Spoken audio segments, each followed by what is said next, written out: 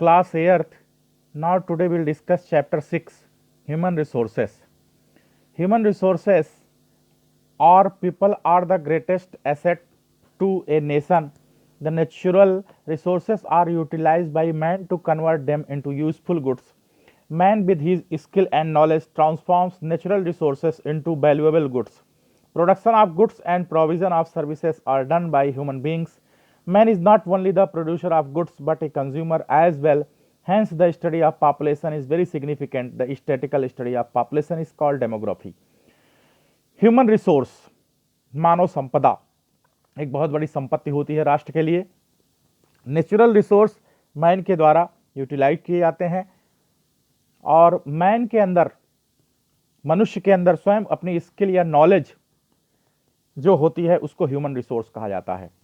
और production of goods और services ये ह्यूमन बीइंग्स के द्वारा ही किया जाता है. और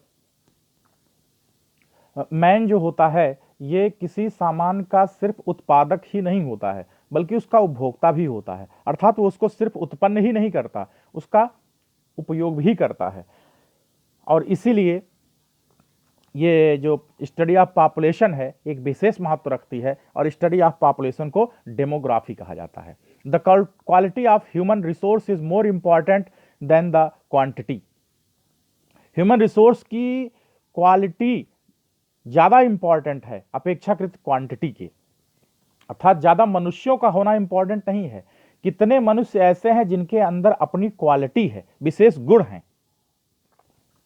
quality we mean healthy, educated, efficient individuals with proper attitude towards work who add to the progress of a nation and a wise use of natural resource. Quality का मतलब होता है कि मनुष्य कितना स्वस्थ है, कितना पढ़ा लिखा है, उसके अंदर अपनी इंडिविजुअल कितनी पावर है, काम करने की कितनी क्षमता है जिससे कि देश उन्नति करता है. Human beings play an important role even in managing natural and man-made disasters like the industrial accidents and terrorist attacks. Human beings यानी मनुष्य जो है एक बहुत महत्वपूर्ण रोल अदा करता है. जो नेचुरल डिजास्टर होता है या मैन मेड डिजास्टर होता है या जो भी एक्सीडेंट होते हैं, टेररिस्ट अटैक होता है, इसमें मनुष्य का बहुत बड़ा योगदान होता है. Studying population. The study of population highlights the size. First, size and distribution of population. Second, population growth and change in population. Population characteristics. The size of population is collected by census method. The census refers to official collection of population data in all its aspects which is conducted once in 10 years in India. Population की study कैसे की जाती है? Study of population first होता है कि population का distribution of population है कितनी. सेकंड, पॉपुलेशन ग्रोथ कितनी है. और थर्ड, पॉपुलेशन की विशेषताएं क्या है. पॉपुलेशन कैसे की जाती है इसके लिए सेंसस बनाया गया है और ये प्रति 10 वर्ष में भारत की पॉपुलेशन की जनगणना जो करता है इसको ये सेंसस कहलाता है. The present population of the world is 6 billion. Distribution of population in world is highly uneven. The distribution of population refers to the spread of people across the world. More than 90% of world population lives in continents of northern hemisphere while the rest of 10% of population is confined to continents of the southern hemisphere. The continent of Asia is the most populous and Antarctica totally uninhabited. 60% of world population live in 10 countries. The majority of world population lives in countries of South and Southeast Asia like India, China, Bangladesh, Japan, Korea, etc. Countries of Western Europe and Northwest United States of America. In contrast, the population is less in polar region, high mountains, tropical desert and thickly forested area. The distribution can be studied through the density of population, the number of people living in per unit area of Earth's surface. It is generally expressed as per square kilometer. The average density of population of world is 45 persons per square kilometer, while that of India is 364 persons. The average density of population in China is less than that of India. पूरे विश्व की इस समय जो population जो इसमें book में लिखी गई है 6 बिलियन है। 6 billion means 600 crore. Distribution of population पूरे वर्ल्ड में अलग अलग स्थानों पे अलग अलग है, और पूरे वर्ल्ड में जो पीपल हैं ये अलग अलग स्थानों में रहते हैं, जिसमें कि 90% वर्ल्ड की पॉपुलेशन जो है ये नॉर्दर्न हेमीस्फीयर के कॉन्टिनेंट में रहती है, और 10% पॉपुलेशन जो है ये सदर्न हेमीस्फीयर के कॉन्टिनेंट में रहती है। और जो एशिया का कॉन्टिनेंट है वो सबसे ज़्यादा, एशिया कॉन्टिनेंट जो है इस पे सबसे ज़्यादा जनसंख्या निवास करती है, और इसमें अंटार्कटिका जो है यहाँ तो कोई नहीं रहता है। और वर्ल्ड की 60% पॉपुलेशन जो है वो पूरे विश्व के 10 कंट्रीज में रहती है, और पूरे वर्ल्ड में जो मेजॉरिटी है साउथ और साउथ ईस्ट एशिया में इंडिया, चाइना, बांग्लादेश, जापान यहाँ पे ज़्यादा रहती है, यहाँ पे पॉपुलेशन ज़्यादा रहती है। और जो है पोलर रीजन में तो सबसे कम पॉपुलेशन होती है, हाई माउंटेन में कम पॉपुलेशन होती है, ट्रॉपिकल डेजर्ट में कम पॉपुलेशन होती है, जो बहुत घने जंगली एरिया हैं वहाँ भी पॉपुलेशन कम होती है। और इस हिसाब से अगर देखा जाए तो पूरे वर्ल्ड में 45% पर स्क्वायर किलोमीटर हैं, जबकि इंडिया में 364% पर स्क्वायर किलोमीटर हैं। Factors of affecting the population distribution. The distribution of population of world depends upon some geographical, social, cultural and economic factors. पूरे वर्ल्ड की जो पॉपुलेशन है डिपेंड करती है कि वहाँ का जोग्राफिकल एरिया कैसा है, कल्चर कैसा है, सोशल इकोनॉमिक फैक्टर कैसे हैं, इस पे वर्ल्ड की पॉपुलेशन डिपेंड करती है। तो चलते हैं, हेडिंग है geographical factors. First factor, relief. Generally people prefer to live on plains rather than on mountain and plateau. Plains are level and more suitable for agriculture, industries and other human activities. For example, the northern plains of India are one of densely populated regions of the world, while in mountains like Himalayas, Alps and Andes, the population is very sparse. अगर हम बात करें तो generally लोग plain area अर्थात मैदानी area में रहना ज़्यादा पसंद करते हैं, और माउंटेन एरिया या प्लेट्यू एरिया में कम रहना पसंद करते हैं। क्यों? क्योंकि प्लेन एरिया यानी मैदानी इलाके जो होते हैं एग्रीकल्चर के लिए, खेती के लिए और इंडस्ट्रीज यानी फैक्ट्री के लिए और ह्यूमन एक्टिविटीज के लिए ज़्यादा अच्छे माने जाते हैं। और इसमें अगर देखा जाए तो जो नॉर्दर्न प्लेन्स है इंडिया का, ये सबसे ज़्यादा घना बसा हुआ रीजन है। और जो कि हिमालय की रीजन आप देखिए, एल्पास, एंडीज, यहाँ पे लोग कम रहते हैं। Next heading, climate. Too hot, too cold, too wet and too dry areas are least populated, unlike the areas with equable and temperate regions. Siberia, Sahara, northern parts of Canada and Europe have low population due to extreme climate. अगर climate की बात की जाए तो ना ज़्यादा गर्म हो, ना ज़्यादा ठंडा हो, ना ज़्यादा गीला हो, ना ज़्यादा सूखा हो, यहाँ पर लोग जो है रहना पसंद करते हैं, जिसमें कि कुछ रीजन तो ऐसे हैं जहाँ पे कि बहुत लो पॉपुलेशन है, बहुत ज़्यादा क्लाइमेट के कारण, क्लाइमेट बहुत अच्छा ना होने के कारण, जैसे Siberia, Sahara, northern part of Canada, ये दिखाई पड़ता है। नेक्स्ट है natural resources like fertile soil, water and presence of mineral also affect the distribution of population. Natural resource के कारण भी पॉपुलेशन डिपेंड करती है, इसमें कि जो सॉयल है कितनी फर्टाइल है, वहाँ पानी की मात्रा कितनी है, मिनरल्स कितने पाए जाते हैं, इस पे भी पॉपुलेशन का डिस्ट्रीब्यूशन होता है, यानी कि जनसंख्या का वितरण इस पर भी होता है। तो फर्स्ट हेडिंग है soil. Areas of fertile soil like river, valleys and deltas support higher population. Valleys and deltas support higher population as they are conducive to agriculture. The Ganga Brahmaputra basin in India, Huanghe in China, Nile valley in Egypt and great European plains are some example. अगर soil की बात की जाए तो जहां पे बहुत fertile soil होता है, उपजाऊ भूमि होती है, रिवर वैली यानी नदी घाटियां होती है, डेल्टा होती है, वहां पॉपुलेशन ज्यादा पाई जाती है, जनसंख्या ज्यादा पाई जाती है।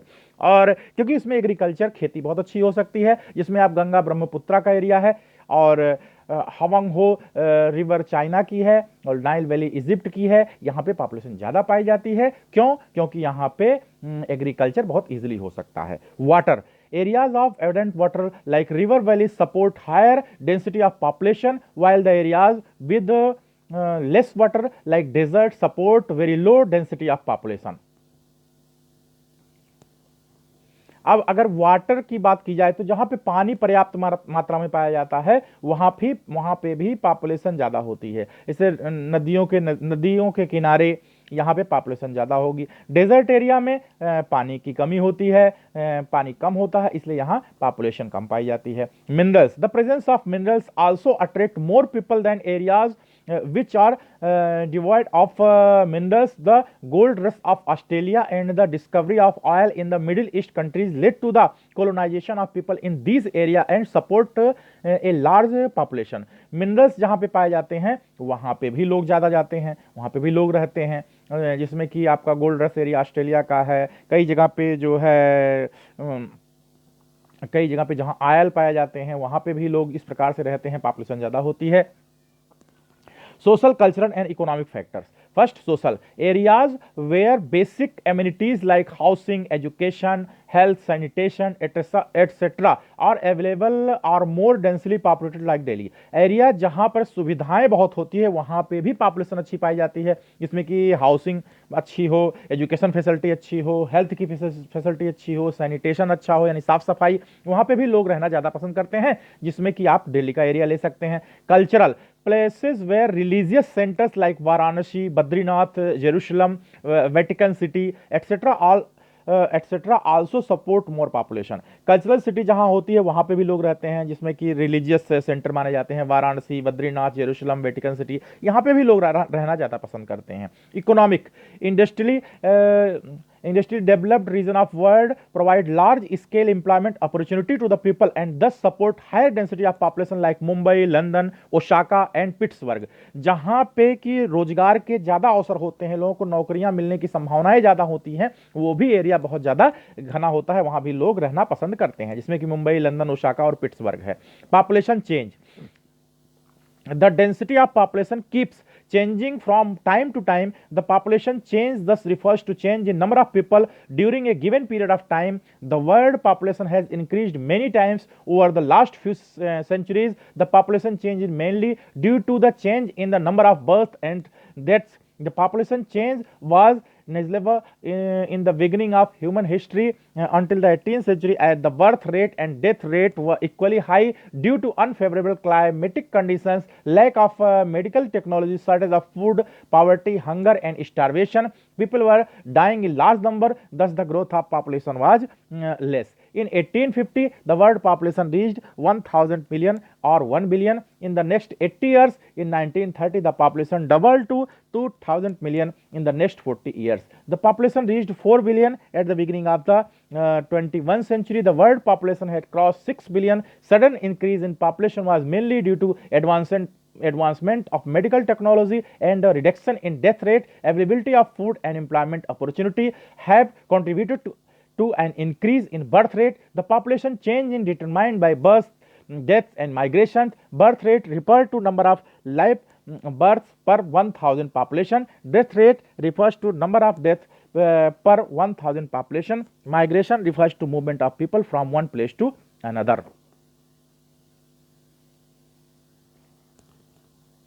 पॉपुलेशन चेंज कैसे होता है? पॉपुलेशन चेंजिंग का सबसे बड़ा असर कैसे होता है, अब इस पे हम ध्यान देते हैं।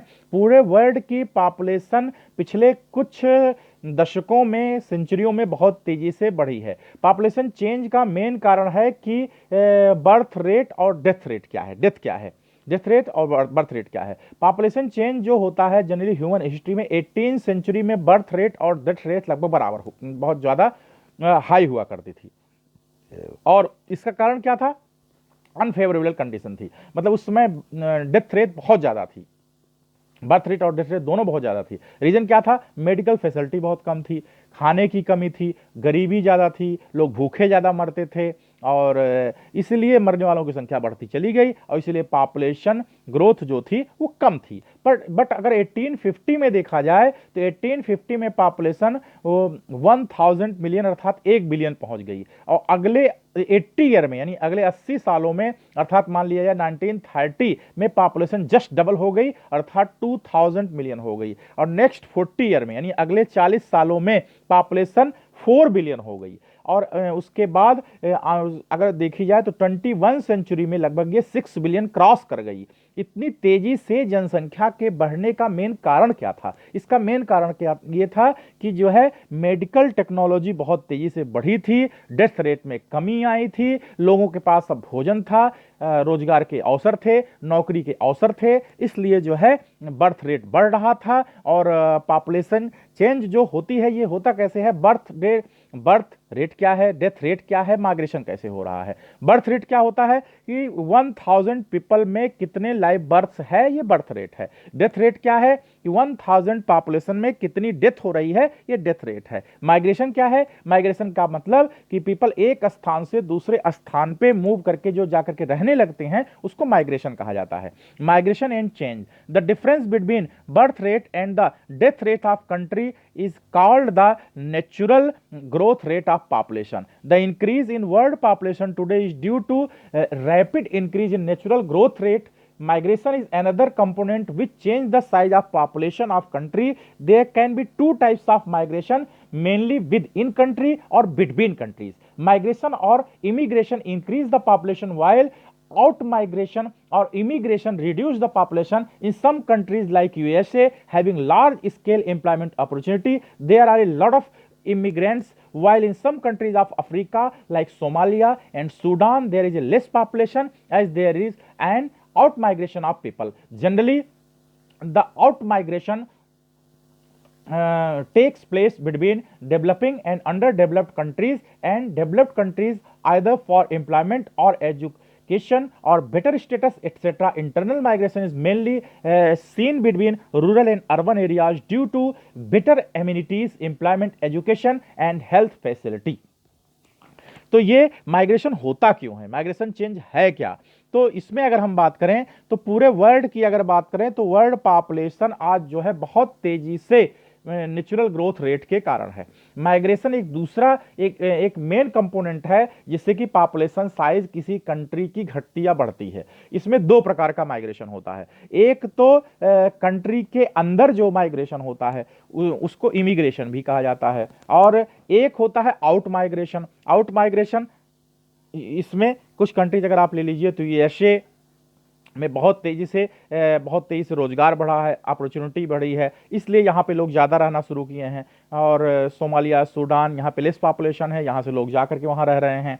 तो ये इसका कारण क्या है कि डेवलप्ड कंट्री में जो है डेवलपिंग कंट्री या अंडर डेवलप्ड कंट्री से लोग आकर के रहने लगते हैं, इसका भी बहुत बड़ा असर पड़ता है। और इसमें इंटरनल माइग्रेशन भी बहुत महत्वपूर्ण होता है कि इंटरनल माइग्रेशन मतलब कि एक एरिया से दूसरे एरिया में जो कम डेवलप्ड एरिया है वहां से अच्छे एरिया में जाकर के लोग रहना शुरू कर देते हैं।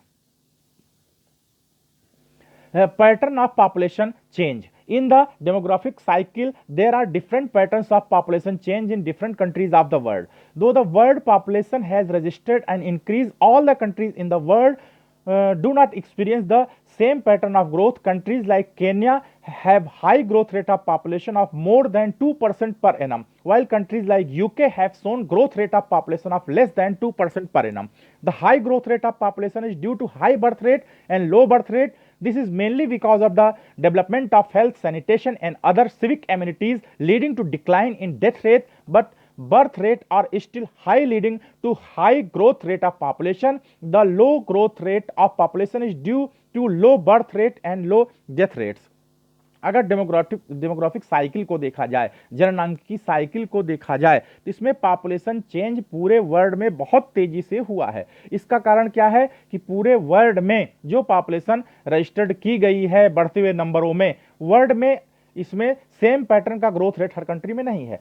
केन्या में अगर देखा जाए तो पॉपुलेशन का ग्रोथ रेट जो है वो 2% पर एनम है, पर ईयर है। और दूसरी कंट्रीज में यूके यानी कि यूनाइटेड किंगडम, ब्रिटेन में देखा जाए तो यहाँ 2% कम है ग्रोथ रेट। और हाई ग्रोथ रेट पॉपुलेशन देखा जाए तो हाई ग्रोथ रेट जो होता है हाई बर्थ रेट के कारण होता है। अगर जन्म दर बढ़ेगी तो वहां पे पॉपुलेशन निश्चित तौर पे बढ़ेगी, और अगर उसी के साथ साथ अगर डेथ रेट लो होगी तो भी पॉपुलेशन बढ़ेगी। तो ये अच्छा, ये इसके मेन रीजन क्या है कि जो है पॉपुलेशन बढ़ क्यों रही है पूरे वर्ल्ड की? इसका मेन रीजन ये है कि डेवलपमेंट ऑफ हेल्थ लोगों की अच्छी हो रही है, साफ सफाई बढ़ रही है, सुविधाएं बढ़ रही हैं, जिससे कि डेथ रेट कम हुई है, और डेथ रेट कम होने के कारण से high growth rate of population है, और लो डेथ रेट के कारण भी हाई ग्रोथ ऑफ पॉपुलेशन है। तो उसके बाद नेक्स्ट हेडिंग बात करते हैं composition of population. Composition of population refers to structure of population. It helps us to understand the number of males and females, rural and urban population, literate and illiterates, working and non-working population of country, their income and health status. The composition of population differs between economically developed and backward countries. The quality of human resources varies from one country to another in terms of age composition, sex ratio, occupational structure, health structure, etc. The composition of population can be studied through the age sex pyramid. पूरे world की जो composition देखी जाए कि composition क्या होती है कि मेल फीमेल का रेशियो क्या है, और रूरल पॉपुलेशन क्या है, अर्बन पॉपुलेशन क्या है, ये कंपोजिशन कही जाती है। लिटरेट कितने हैं, इलिटरेट कितने हैं, और वर्किंग पॉपुलेशन कितनी है, नॉन वर्किंग पॉपुलेशन कितनी है, उनकी इनकम क्या है, हेल्थ स्टेटस क्या है। कंपोजिशन के कारण से ये पता चलता है कि कौन सा एरिया बहुत ज़्यादा डेवलप्ड है, कौन सा एरिया बैकवर्ड है अर्थात पिछड़ा हुआ है, कितनी क्वालिटी की रिसोर्स, कितनी क्वालिटी की ह्यूमन रिसोर्स एक कंट्री से दूसरी कंट्री में ट्रांसफर हुई, एज कंपोजिशन क्या है, सेक्स रेशियो क्या है, ऑक्यूपेशनल स्ट्रक्चर क्या है, हेल्थ स्टेटस क्या है, ये कंपोजिशन होता है, और इसी से पिरामिड बनके तैयार होता है। A population pyramid help us to know the population under different age group 0 to 15, 15 to 59 and 60 and above. It's further subdivided into two groups showing the number of males and females under each age group. अगर population pyramid को देखा जाए तो इसमें यह पता चलता है कि 0 से लेकर के 15 ईयर के कितने पॉपुलेशन है, 15 से 59 ईयर की कितनी पॉपुलेशन है, 60 ईयर और इसके एबव कितनी पॉपुलेशन है, मेल और फीमेल नंबर क्या है, यह भी इससे पता चलता है। The shape of population pyramid indicates the nature of population in particular country. The base of the pyramid show the children below 15 years of age births, and top of pyramid indicates the population above 60 years of age deaths. From population pyramid we can deduce the number of dependents and numbers of productive population. The population below 15 years of age, the population above 60 years of constitute the dependent population, and the population above 50 up to 60 years of age is referred to as working as productive population. अब अगर population को देखा जाए तो इसमें population का pyramid ये बताता है कि 15 ईयर की एज के बच्चे कितने हैं, 16 ईयर के ऊपर के कितने हैं, कितने डिपेंडेंट हैं, कितनी प्रोडक्टिव पॉपुलेशन है, 15 ईयर की पॉपुलेशन और 60 ईयर के पॉपुलेशन के बीच में किस प्रकार की कंडीशन है। इस प्रकार से पॉपुलेशन पिरामिड से हम बहुत कुछ जान सकते हैं। Next heading, density of population in India. The base of pyramid is broad, which indicates the birth rate of young children is more than death rate, which leads to large adolescent population, which is the economically active population. Infant mortality rate has been controlled through the development of medical technology. ये pyramid जो होता है, जो population pyramid बनता है, इससे बहुत कुछ पता चलता है कि बर्थ रेट की कंडीशन कितनी है, यंग चिल्ड्रन कितने हैं, डेथ रेट की कंडीशन कितनी है, ये पिरामिड ये बताता है। इससे ये भी पता चलता है कि कितनी मेडिकल टेक्नोलॉजी डेवलप हुई है। In the case of Japan, the base of pyramid is narrow, which means the low birth rate makes the number of children growing into adults less. As the death rate is low, the population of old is also more. The future of country depends on skilled, educated, energetic individuals having proper attitude towards development. In India, a large part of population needs to be educated to acquire the skills for proper development. India must take some concrete steps of educate its population, create awareness among the present generation about maintaining better health to transform into efficient individuals to produce more goods and provide better services to the country which is the need of the hour. Japan का case अगर लें तो यहां का pyramid बहुत ही narrow है, इसका मतलब यहां पे बर्थ रेट के कारण जो है यहाँ पे एडल्ट लेस है, लो बर्थ रेट है, एडल्ट इसीलिए लेस हैं, यहाँ पे डेथ रेट भी लो है, जिसके कारण यहाँ अगर देखा जाए तो जापान में ओल्ड ज़्यादा हैं, बुढ़े लोगों की संख्या ज़्यादा है, वृद्ध लोगों की संख्या ज़्यादा है। और किसी कंट्री का फ्यूचर जो डिपेंड करता है वो डिपेंड करता है कि वहाँ की पॉपुलेशन कितनी स्किल्ड है, कितनी कार्यकुशल है, कितनी पढ़ी लिखी है, कितनी एनर्जेटिक है, कितनी इस प्रकार से उस कंट्री का डेवलपमेंट तय होता है। अगर इंडिया की बात की जाए तो इंडिया का जो लार्ज पार्ट पॉपुलेशन का है, ये यहाँ पे एजुकेशन की बहुत नीड है, इनको स्किल बनाने की बहुत नीड है, इनको प्रॉपर डेवलपमेंट दिए जाने की बहुत नीड है। इंडिया में कुछ ऐसे स्टेप उठाए जाने की जरूरत है जिससे यहाँ की पॉपुलेशन की अवेयरनेस को बढ़ाया जा सके, इनको ह्यूमन रिसोर्स बनाया जा सके और अगली जनरेशन के लिए कुछ अच्छा दिया जा सके, जिसमें कि उनकी हेल्थ अच्छी दी जा सके, उनको अच्छी स्किल दी जा सके, उनको जॉब प्रोवाइड की जा सके, जिससे कि इंडिया ऐसी कंट्री का डेवलपमेंट किया जा सकता है। तो इस तरह से ये चैप्टर आपका खत्म हुआ और ये चैप्टर आपका चैप्टर 6 है, ह्यूमन रिसोर्स। चैनल को सब्सक्राइब करना मत भूलिएगा और इसमें ये चैप्टर ह्यूमन रिसोर्स के बारे में काफ़ी कुछ बताता है। कोई और क्वेश्चन होंगे, अगर इससे रिलेटेड कोई क्वेश्चन होंगे तो आप कमेंट बॉक्स में आकर के इस पर क्वेश्चन कर सकते हैं। Okay, thank you.